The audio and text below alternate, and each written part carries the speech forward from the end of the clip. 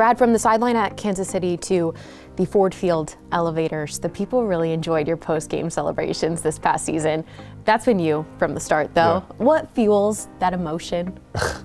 It's completely authentic, I'll say. How proud I am of the guys and what they put into it, but the fans, like, when I saw how many people showed up at KC, I'm like, what? Like, Thursday, like, I get opener and all that, but it's still a Thursday night. Like, you know, you gotta take off work. You gotta, you know what I mean? Like, people have kids, it's school night. Like, it's a lot of sacrifice. So when I saw that, I had to show them love, and I just love our fans because our fans are us. You know what I mean? They're gritty. They're what we're about. But the elevator one, I don't know. I think that was just a culmination of everything that we've been through. And I think I said in the locker room that, you know, we had a lot of, just Dan gave me the game ball, which I wasn't expecting, but I was talking about we had a lot of darkness that shaped us and had us ready for the adversity that we had to face. And to be able to break through and get that first win, that home playoff win at Ford Field, and seeing that confetti come down, it was everything. And I think everything just kind of came out of me. It's kind of like, you know, when you have a child, you know, it's just every emotion is coming out of you, and that's how I felt. Okay, well, I asked you about your proud dad moments last year. You brought up Kirby Joseph, you brought up James Houston. Yeah. You look back this past season, what was your proudest dad moment from this past rookie class? Oh, man. I'd say all of them. I'm so proud of all of them because they all proved all the haters, you know, and I'm so appreciative and so proud of what they did. You know, it's not easy. It's not easy to step in here as a rookie, and these are complicated systems, and it's a lot that's put on those guys. And I don't know if they heard all the criticism about our picks and us selecting, you know, a running back at 12, and, you know, you take an off-ball linebacker and all that, but we're just proud of them, just that they all showed up and took advantage of their opportunities, and I couldn't be prouder. And again, it made me proud, but it's not thinking about the outside noise or anything about that. I'm proud of them, and so much more excited about what they're going to be even next year. Two of your rookies from this past season, Sam Laporta, Jahmyr Gibbs, they're up for Rookie of the Year. How did those two separate themselves? Oh, man. First of all, they're incredibly smart. You know, they're both really, really smart players, and they're obviously talented. You know, Jahmyr he's an electric player that's extremely explosive, but, you know, he's smart, he's competitive, he's tough, and same as Sam. You know, he's another guy that he's very humble, but he's another tough, competitive. The moment's not too big, and that's why they were able to have the production that they were able to have this year. So you'll see a lot of guys that are talented as him, maybe even guys that are more talented than him.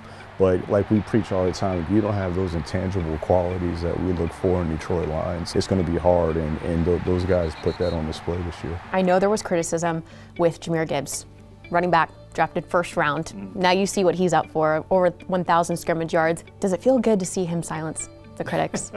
Yeah, and you know, silence that's a good word because he's pretty silent himself. He's not going to say a whole lot, but that's who he is. That's his makeup. And we selected Jahmyr Gibbs because he was just a special player, like regardless of position or regardless of, he was just the right player. And for him to have the relationship that he had with David Montgomery, and just the way those two fed on to each other, and, you know, Scotty Montgomery teaching those guys, and just it takes everyone, but, you know, I'm just so happy for Jahmyr, and again, I'm just so excited. He's going to be better next year. Like, this was just scratching the surface of what he did this year. Like, next year is going to be even better, which is scary, but super proud of him, and he's so humble. He's worked hard, and he's perfect fit for us. You were voted as NFL Executive of the Year. Where have you grown the most in your confidence in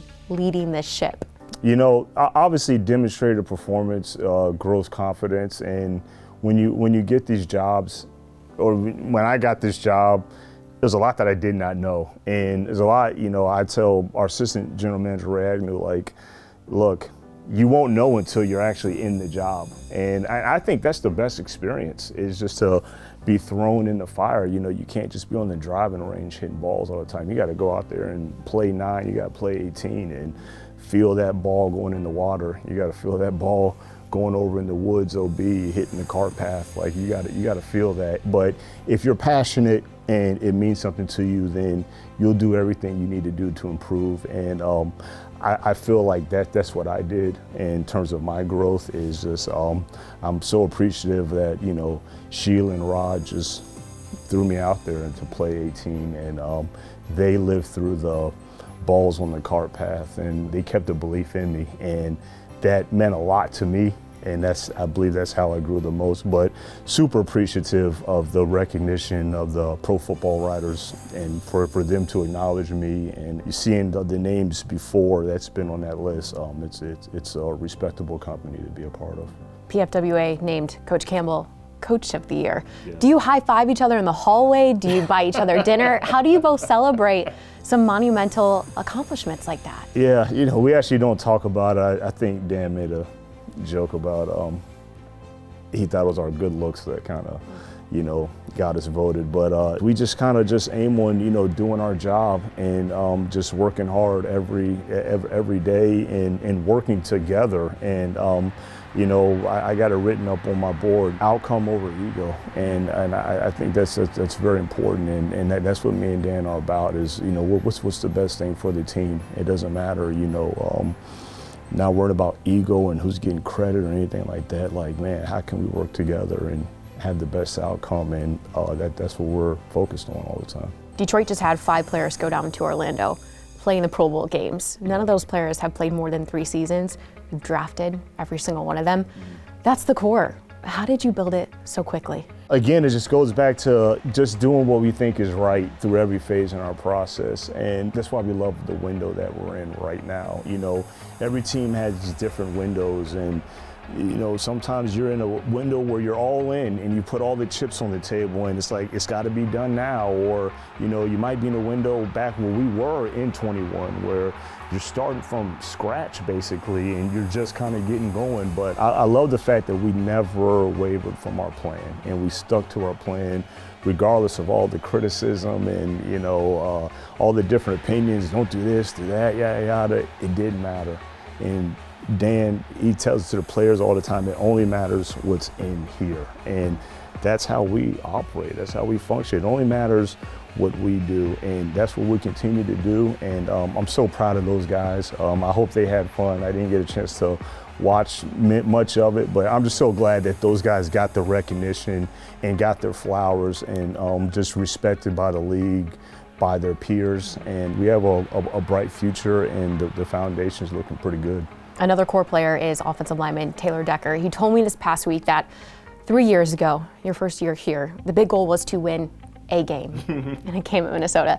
This past season, it was to win the Super Bowl, and you guys were that close. How do you process the last 3 seasons and where you're at now? I feel like we're right on pace. Again, it was a disappointment that we didn't make the playoffs last year. So when we didn't make the playoffs last year, it was like, man, but we did say going into this year, we're not going to be in that position where we're depending on somebody else to lose a game or win a game to get us in it. Like, no, we're going to control our own destiny and make sure that we do what we have to do to get into the playoffs. And we did that. And last year, the disappointment of not making the playoffs was we just felt like we were hot, and, you know, if we got a chance to get in the dance, we could have made some noise. And so when we finally got that opportunity to get in the dance this year, we were able to make some noise, and we fell just short. But again, it's expected in terms of where we're at, what the standard is. It's expected to go back and be in the dance again next year, and we just have to finish it. So we just have to continue to do what we've always done. Each year is the same plan, sticking to our plan, and we've improved every single year. So, you know, we'll see how the chips fall, but we will definitely be better this year. Your big off-season dance is the draft, and it's home here in Detroit. How does that fuel you to go out and get some more gritty players and bring them here to the Lions? I just hope I don't get that tempting call to trade out of the first round. But I'm fired up that, you know, the league selected us to have the draft here in Detroit. I love the city. I love our fans. I think the whole world's in for a treat, you know, hosting the draft. And I love, like I was saying, the draft being hosted here because that's what we built, kind of our core and our foundation. You know, those 5 guys that you brought up, you know, it's all been draft. So the draft being here in Detroit is going to be a pretty cool experience.